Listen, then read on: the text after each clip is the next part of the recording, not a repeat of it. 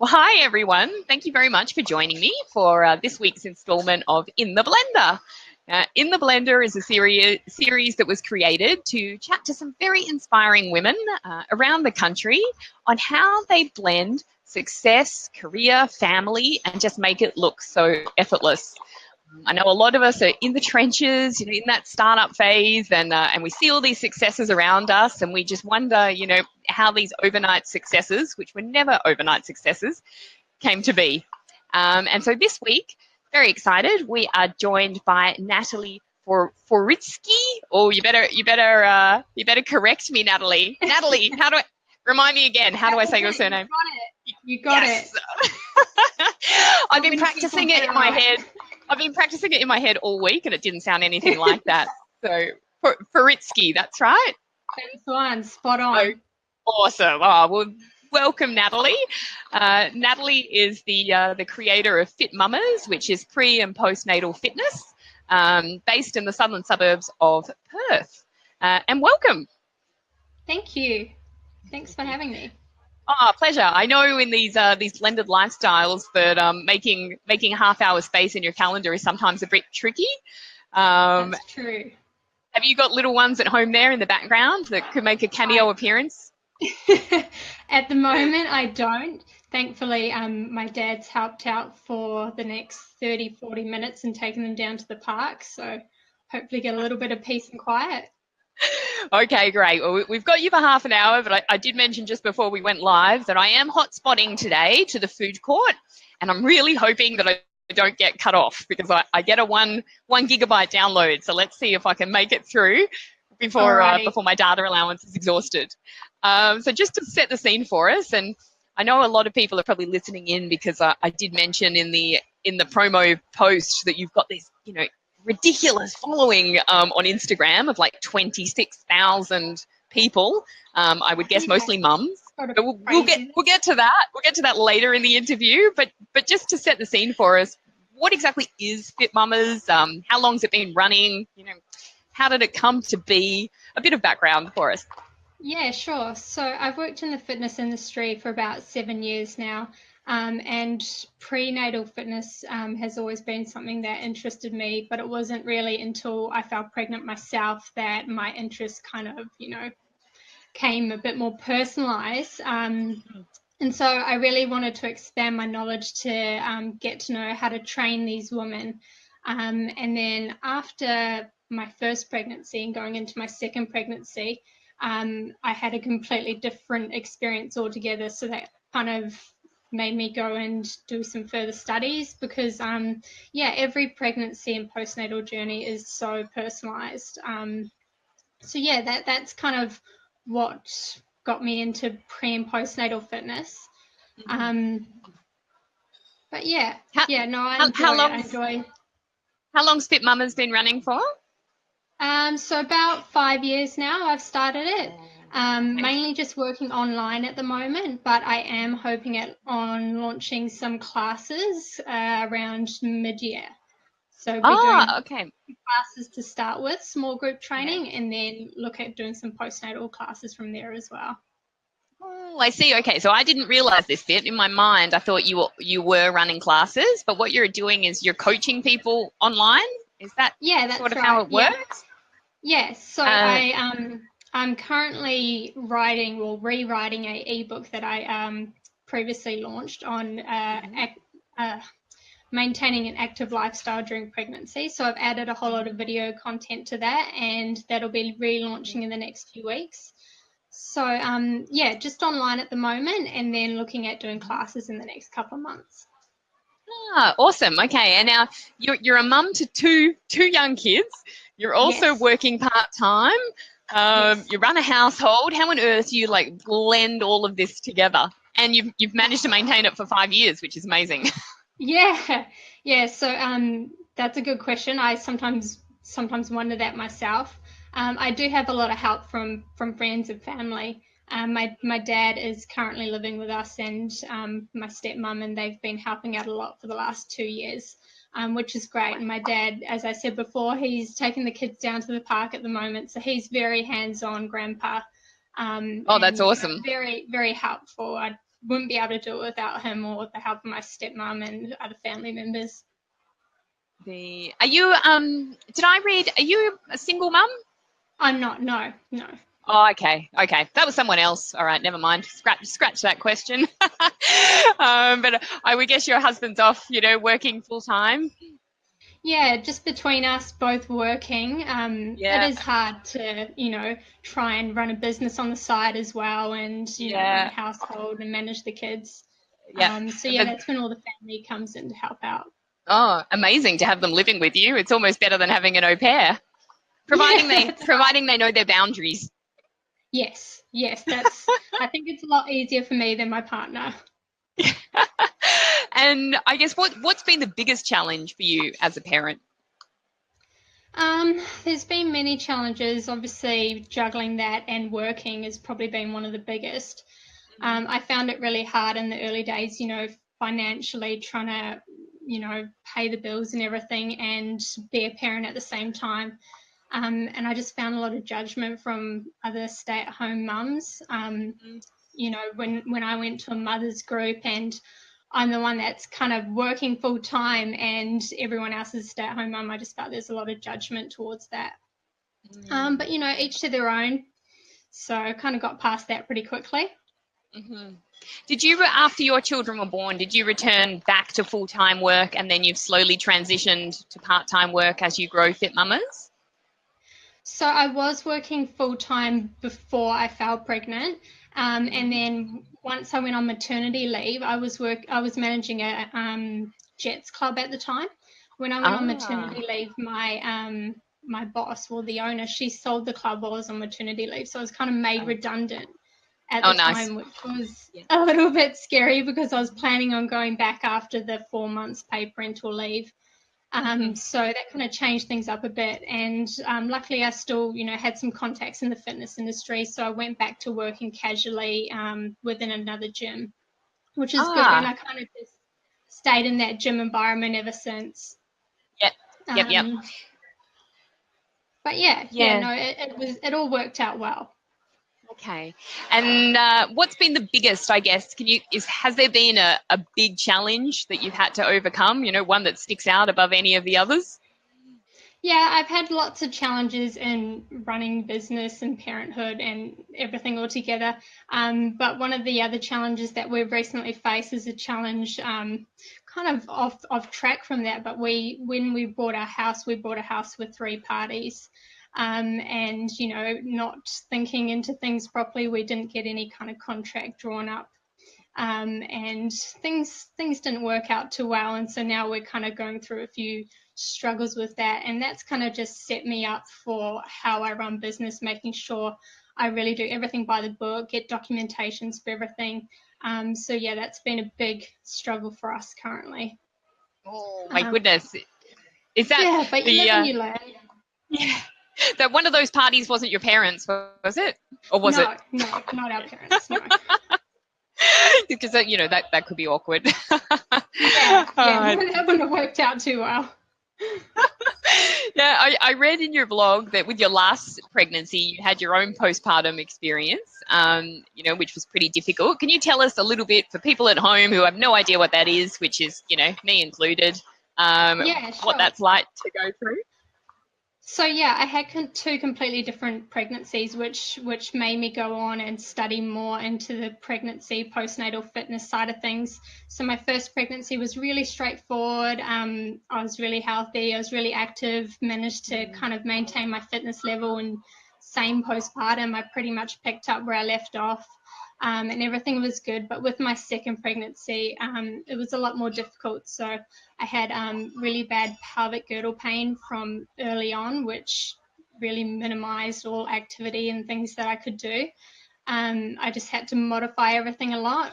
And then once I went into the postpartum period, I found out that I had a prolapse, which really changed things for me. Like I had a bit of an idea of prolapse and, how to train people and how to manage that.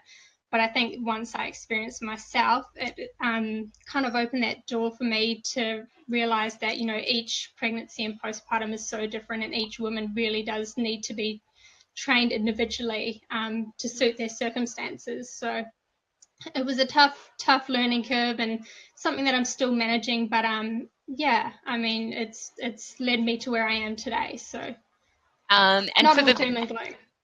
For the naive people amongst us, me included, what does prolapse mean? So pelvic organ prolapse, there's a few different types of prolapse. It's basically when one or more of your pelvic organs drops out of their usual place into the vagina. So it could be your uterus, your bladder. You can also get, they call a rectocele, where the rectum drops down into the vagina. And it comes in different stages as well, where you can have a mild stage, a stage 1, and then you can have a more severe stage, which is like a stage 4, where it's kind of bulging out of the body. So it's not pleasant. A lot of people will experience things like incontinence, like a heaviness in the vagina, dragging kind of feeling. So and a lot of people will experience these things, and they think it's normal, part of postpartum. They don't know what to expect, and they just put it down as one of those side effects. So I'm trying to make a point of openly talking about it with not only my clients but my followers and things as well, just to make women aware of these things. And you know, I had a cesarean, so does that mean I'm off the hook from all this stuff that you're talking about? Am I like unaffected? Question. That's a good question. So I get that a lot actually from women who I'm training after they've had a baby. They think, oh, you know, I had a cesarean, so my pelvic floor is fine. But the thing is, when you're pregnant, your body produces all these hormones. So relaxin's one of the hormones, and that hormone relaxes all your joints and ligaments and tissues. So with the pressure that the baby puts on the pelvic floor, that's enough to cause prolapse, as well as not only just delivery. So, you know, just everyday activities and just that extra pressure down there can cause it as well. So it's always good to get an assessment with a postnatal assessment with a physiotherapist, so they can check you out and, you know, make sure everything's good down there. Because your doctor will do a good job doing a 6-week check afterwards, but they generally won't check for those type of things. So I always recommend my clients go and see a physio as well as their doctor afterwards, and before they jump back into any type of training. And is your chances of prolapse increased by multiple births, you know, or are you just as likely to get it the first time as the third time? Yeah, no, they do say that the more births you have, obviously, depending on the delivery as well, it can cause more trauma to that pelvic floor area. Everyone's just so different though, so it really does come down to the individual. Some ladies will have, you know, 4+ pregnancies and not have any type of prolapse or anything, so it is just so individualized. And I guess for anyone who is listening who's looking at returning to exercise after pregnancy, have you got any, you know, words of wisdom, top tip on getting back into exercise? Definitely. So obviously going and getting a check with a physiotherapist first, that is one of my biggies that I always encourage people to do. There are some great physios around Perth that can help with that. I know Taryn, who owns Fit Right, she does a good job with all that sort of thing.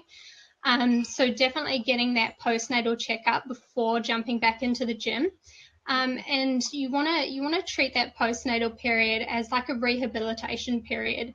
You know, your body's been through so much during pregnancy and delivery, and you don't want to just pick up where you've left off.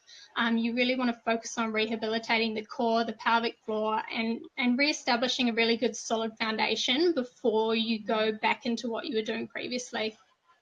So that's really where I'm looking at heading with my postnatal classes, more of I'm going to call it like a postnatal fundamentals. So spending a good 6 to 8 weeks just rebuilding the core, rebuilding the pelvic floor, and kind of starting to integrate those functional movements back that you do in everyday life before, you know, you go back into running or jumping or burpees and all that sort of thing.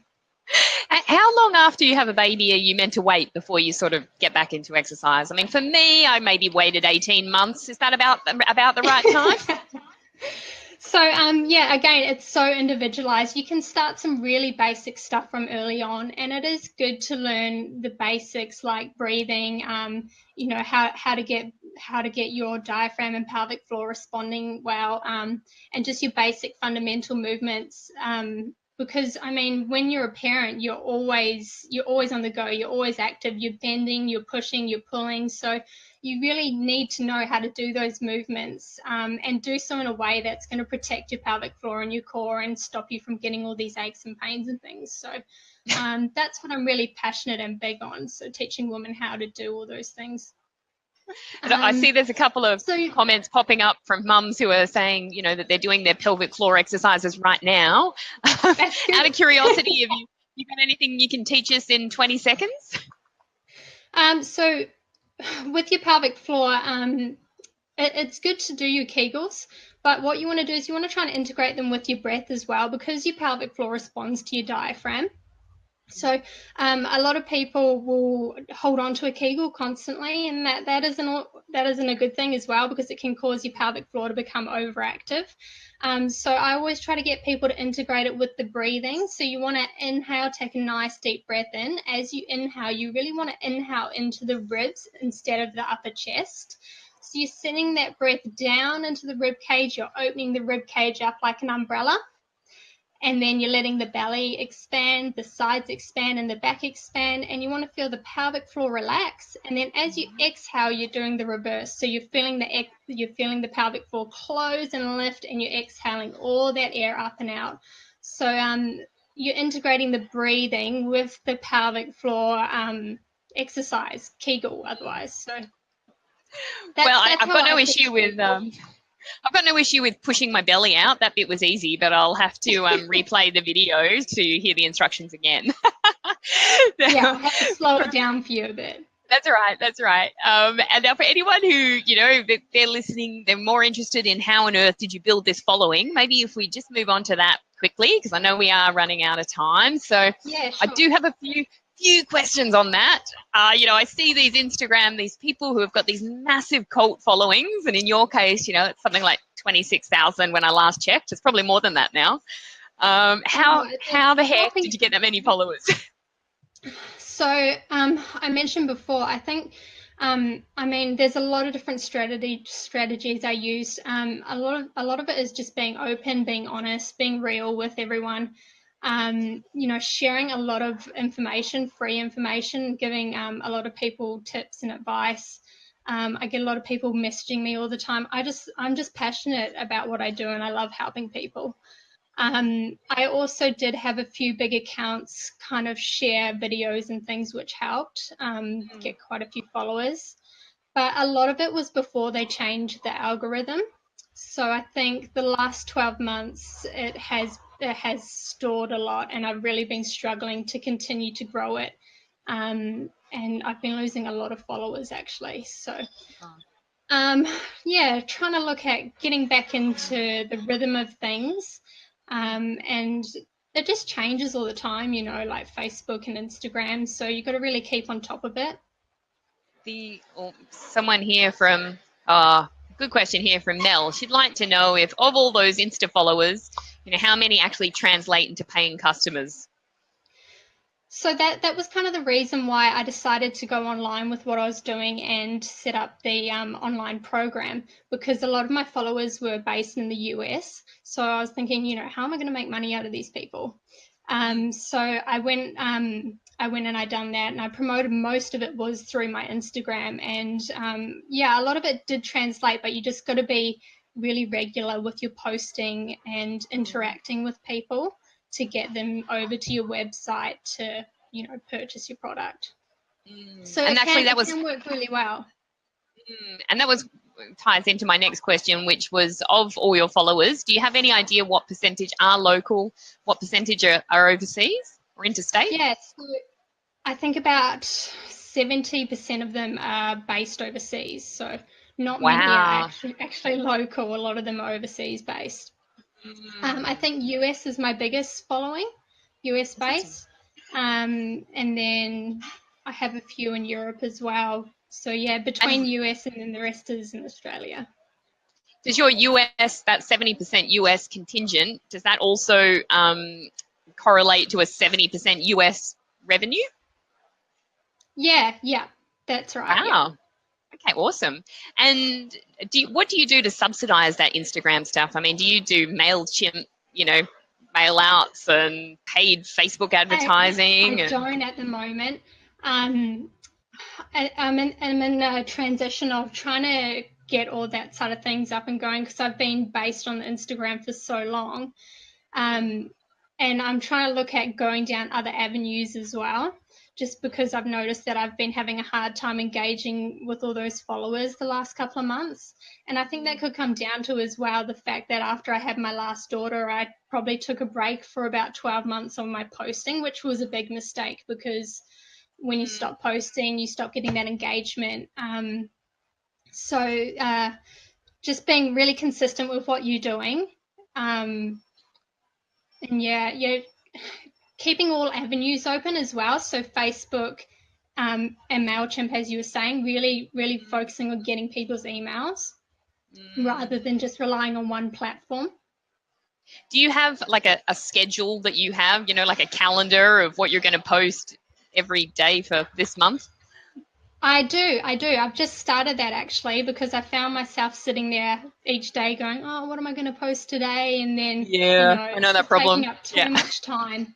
So Yep. I've dedicated, a couple of days a month where I gather together all my content and plan it out. And I know on Facebook you can schedule it, which is great. And I think there is a platform where you can schedule for Instagram, but I haven't got onto that.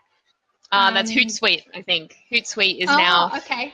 I'll have to able to check that post one out. directly to Instagram, yeah, whereas some of the Yeah. other platforms can't do it. Now, Mel's got a question on your posting. She's curious to know, given that 70% are in the US, do you post Yes. around the engagement, the top engagement time for US hours, or do you just post when it's convenient to you? I do try to, yes, which is frustrating because of the time difference. So, Yeah. Are you up at 3 a.m. posting your not that Instagram post? early. I do have one child who doesn't like to sleep very much though. So, Oh, okay. um, when I'm up early in the morning at about 5 a.m., then I'll post then, or otherwise, I know being a mum, I'm sure a lot of people are on the same page as me. You only get certain times at night where you can fit in all your work. So most of the time I'm up until about midnight. So I'll schedule or I'll do a post just before I go to bed as well to get through to those followers. Awesome. And Christina's curious to know, what is your Instagram handle? I think off the top of my head, it's something like fit.mamas, That's maybe it. with an O. That's the Yeah? one. Yep, that's right. MAMAS, right? MAMMAS. That's the one. Oh, MAMM. I might be able to put that here. Hang on. Fit.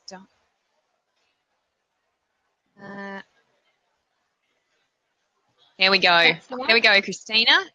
Fit.mamas. You guys can all have a look on there at this amazing Instagram account. And one last question from me. We've got a couple more minutes. If anyone watching at home has a question, you better put it up now because your chance is running out. But what is the next step for Fit Mamas? You mentioned in-person courses. That's the next big thing. Yeah, so just looking at finishing up what I'm doing online so I can really focus on the in-person stuff. So the small group training with pregnant women and the 6 to 8 week postnatal courses just to help women integrate back into exercise. I just really enjoy being hands-on. So I don't want to just be online. I want to be helping women physically as well. So yeah, that's where I'm looking at heading. And maybe the corporate sector. I feel there's a gap in the corporate market for Yeah, this. that's an idea. That's an idea. Yeah, could look at going Employers somewhere around. could be supporting their women returning back into the workforce by sending them on one of your Definitely. courses. Actually, yeah, I did have someone else mention that to me as well. So something to look into. They're always looking for new initiatives. I think this one fits the boat perfectly. Yeah. Oh dear. All right. Well, and probably one thing we should mention before we hop off is that Natalie has very kindly taken on the new role of Bubdesk ambassador for our Parmelia Centre. Yes. So Bubdesk is just opening within the Mission Australia Early Learning Centre at Parmelia, which is one of Perth's southern suburbs. And Natalie is going to be the amazing Bubdesk ambassador for that centre. Yay. Yay! So we're going to start on Saturday. That's right. So we're going to see a lot more of Natalie, and we do have that Parmelia Open Day coming up this Saturday, 7th of April, between 11 and 2, for anyone who would like to come down for some free entertainment for the kids and check out a pretty awesome Bubdesk space while you're at it. But that's all I think that we've got time for today. But thank you so much, Natalie, for giving up half an hour. Thank you for having me. It was good having a chat, and I'll see you on Saturday anyway. You will, and thank you very much to your dad for taking the kids out. But we love cameo appearances, so that would have been fun. Okay, well, we'll continue this discussion on Saturday. All right, thanks. Fantastic. See ya. That's okay. Bye. Oh, okay. Hang on. All right, guys, thank you very much for joining me for half an hour of education with Natalie Forycki from Fit Mamas. I've learned a whole lot in that half an hour. I'm still pretty naive, but I know more than I knew half an hour ago. Thank you for joining us, and we'll see you next week for the next installment of In the Blender. Bye.